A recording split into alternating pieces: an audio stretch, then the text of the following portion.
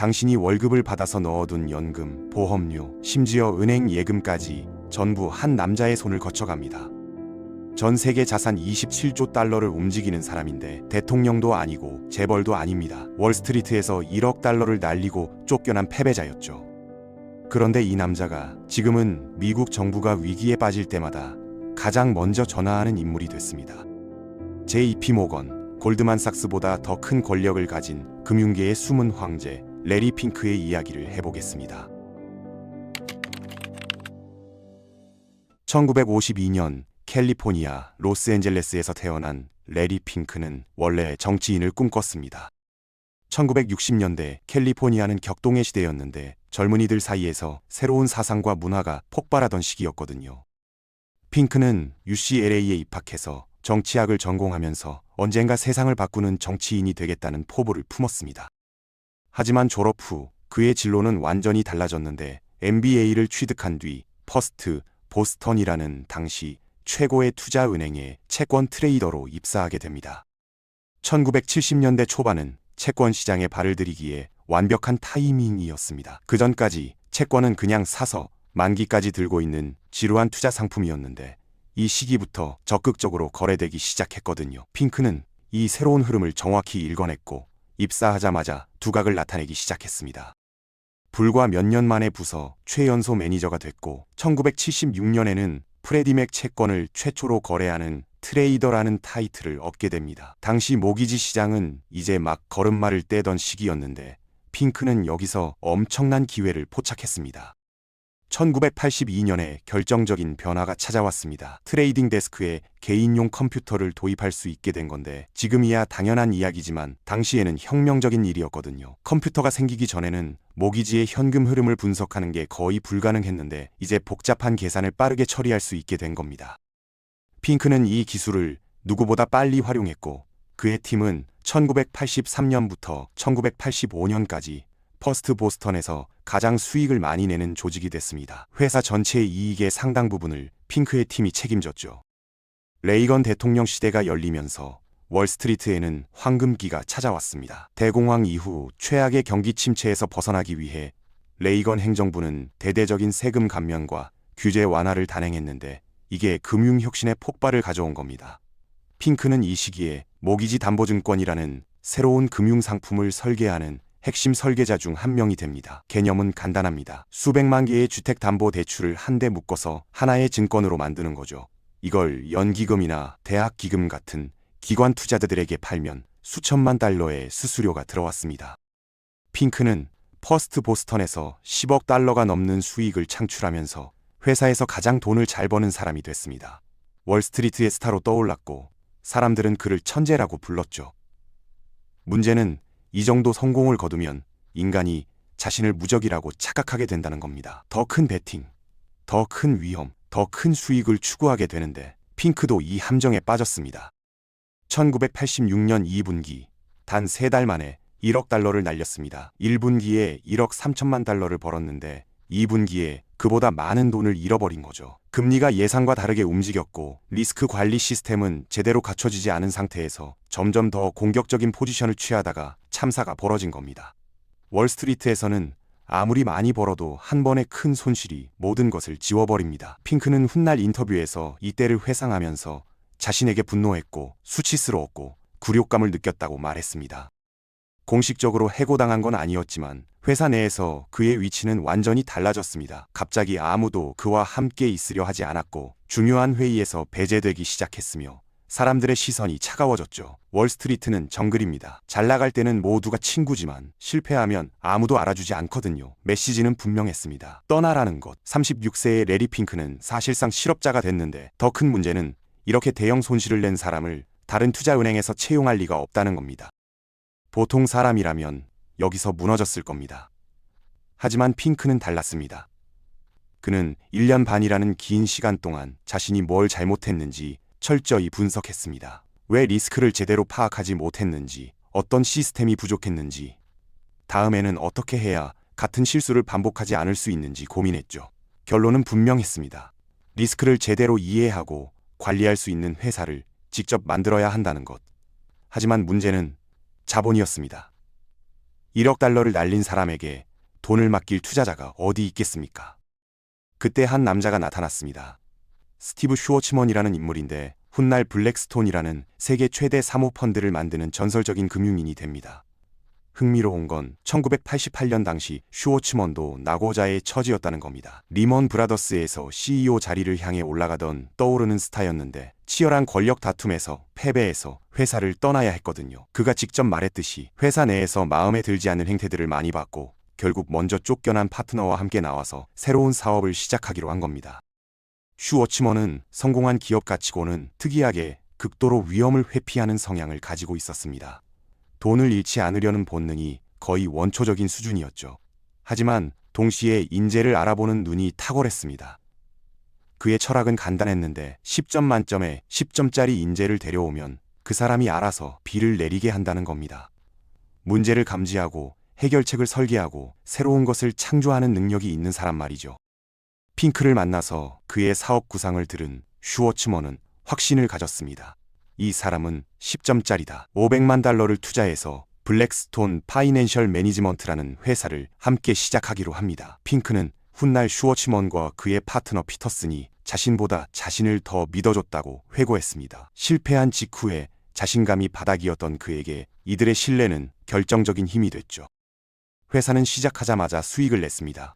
불과 2주 만에 돈을 벌기 시작했고 5년이 지나자 운용 자산이 80억 달러까지 성장했습니다. 핑크는 과거의 실패에서 철저한 교훈을 얻어서 모든 투자 결정에 적용했습니다. 가장 중요한 원칙은 리스크를 완전히 이해하기 전에는 단 한 푼도 투자하지 않는다는 거였죠. 당시 대부분의 투자 회사들은 리스크 분석에 크게 신경 쓰지 않았는데 핑크는 업계에서 거의 최초로 통계와 알고리즘에 기반한 투자 결정 시스템을 구축했습니다.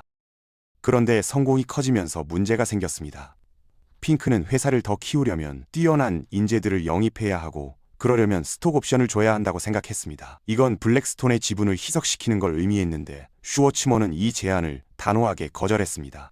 둘 다 극도로 경쟁적이고 자존심이 강한 타입의 소유자였거든요. 슈워츠먼은 투자은행가 스타일이고 핑크는 트레이더 스타일인데 두 알파가 한 공간에 있으면 결국 충돌할 수밖에 없습니다.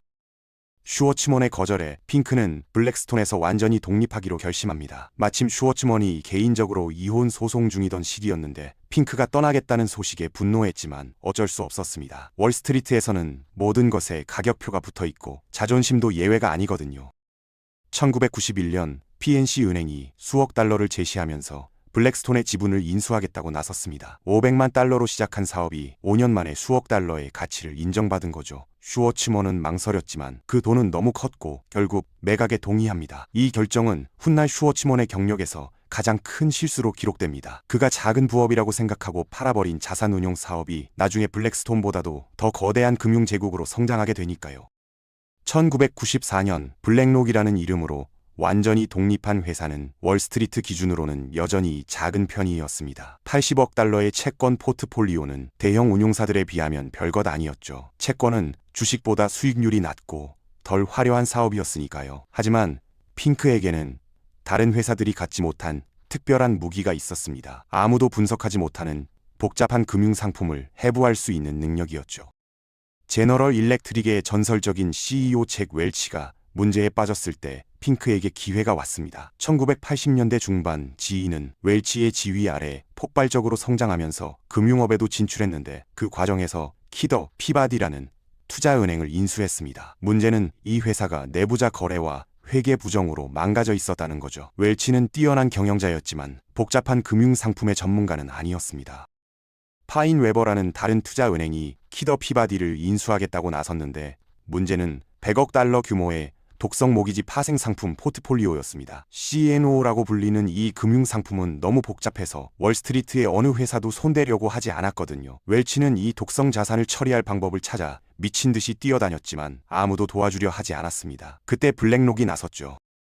핑크의 퀀트 분석팀은 몇 주 동안 밤새 일하면서 이 포트폴리오를 완전히 해체하고 분석했습니다. 각각의 모기지가 어떤 위험을 가지고 있는지, 현금 흐름이 어떻게 될 것인지, 어떻게 재구성하면 가치를 보존할 수 있는지 계산했죠.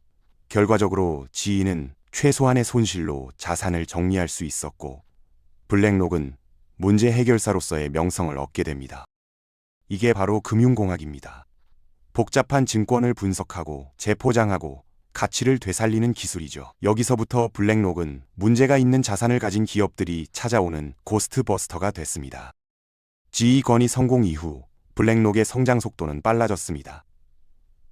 1999년 상장할 때 운용 자산은 1650억 달러를 넘어섰고 미국에서 5번째로 큰 자산 운용사가 됐습니다. 모 회사 PNC가 자사의 자산 운용 부문을 블랙록과 합병시키면서 규모가 더 커진 거죠. 하지만 핑크의 목표는 5위가 아니었습니다. 그는 1위가 되고 싶었고 그 기회는 2008년에 찾아왔습니다. 클린턴 행정부 시절 미국 경제는 유례없는 호황을 누렸습니다. 실업률은 떨어지고 주식시장은 치솟았으며 미국은 다시 한번 기술혁명의 중심이 됐죠. 하지만 이 번영의 이면에서 시한폭탄이 째깍거리고 있었습니다. 핑크가 1980년대에 설계하는 데 기여했던 그 모기지 담보증권이 20년이 지나면서 괴물로 변해가고 있었거든요.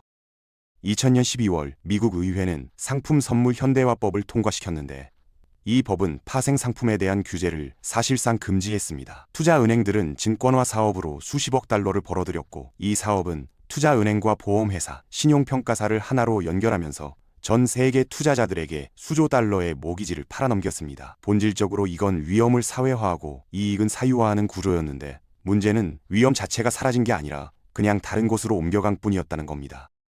누구나 모기지를 받을 수 있게 되면서 부동산 가격은 하늘 높은 줄 모르고 올랐습니다. 사람들은 부동산이야말로 실체가 있는 자산이라고, 눈에 보이고 살 수도 있고 임대도 할 수 있는 안전한 투자라고 믿었죠. 하지만 거품은 영원할 수 없습니다.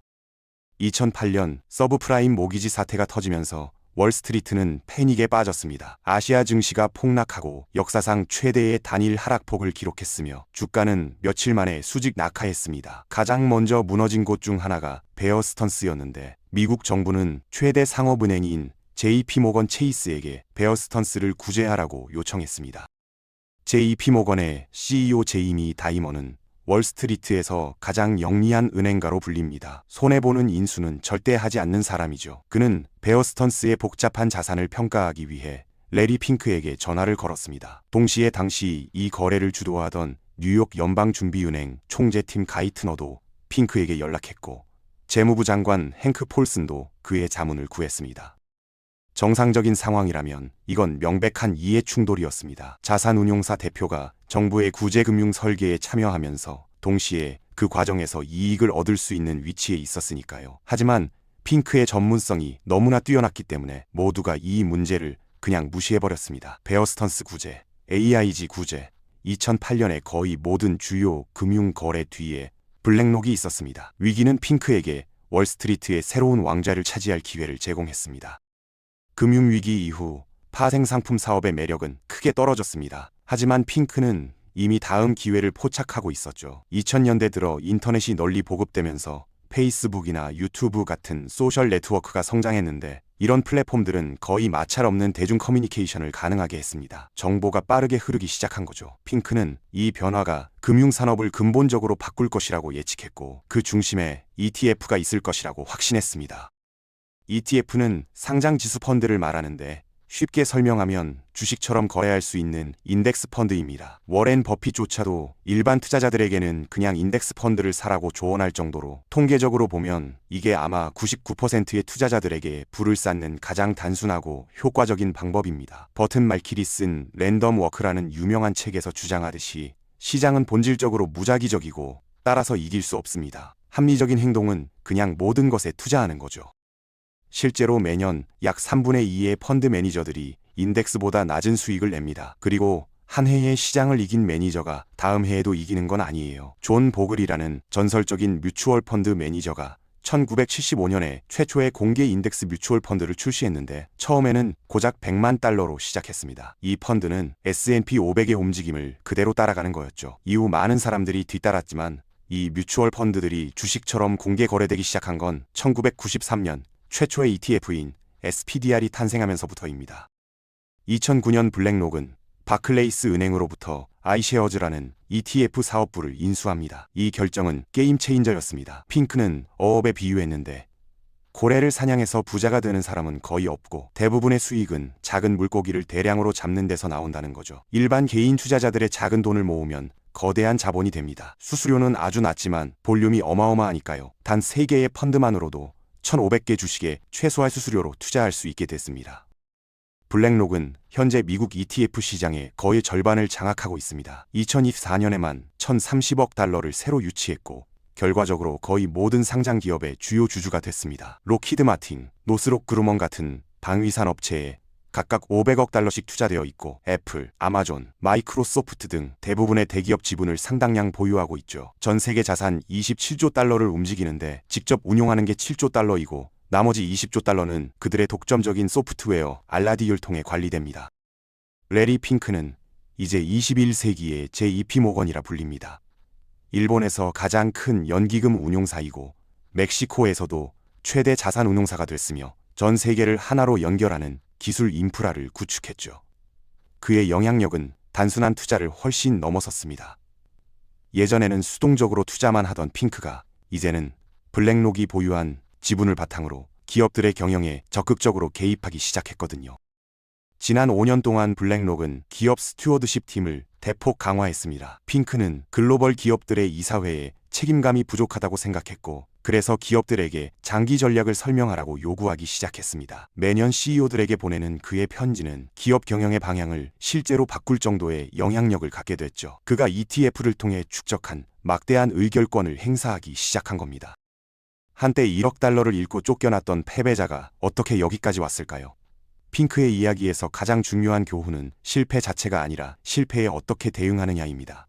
그는 1년 반 동안 자신의 실수를 철저히 분석하고 그 교훈을 바탕으로 완전히 새로운 비즈니스 모델을 만들어냈죠. 리스크 관리에 대한 집착, 기술과 데이터에 대한 믿음, 그리고 남들이 피하는 복잡한 문제를 해결하는 능력이 그를 정상에 올려놓았습니다. 물론 운도 따랐습니다. 금융위기가 터졌을 때 그의 전문성이 가장 필요했고 ETF 시장이 폭발적으로 성장할 때 그는 이미 그 시장을 장악할 준비가 되어 있었으니까요. 하지만 운도 준비된 사람에게만 온다는 말이 있죠. 핑크는 항상 다음 기회를 위해 준비하고 있었습니다. 지금 이 순간에도 당신의 연금과 저축과 보험료는 레리 핑크의 손을 거쳐 어딘가에 투자되고 있습니다. 그가 기업들에게 보내는 편지 한 통이 글로벌 경제의 방향을 바꿀 수 있고 그의 결정 하나가 수십억 달러를 움직입니다.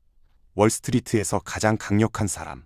하지만 대부분의 사람들은 그의 이름조차 모른다는 게 정말 아이러니합니다. 어쩌면 그게 진정한 권력의 본질인지도 모르겠습니다. 보이지 않는 곳에서 모든 것을 움직이는 것 말이죠.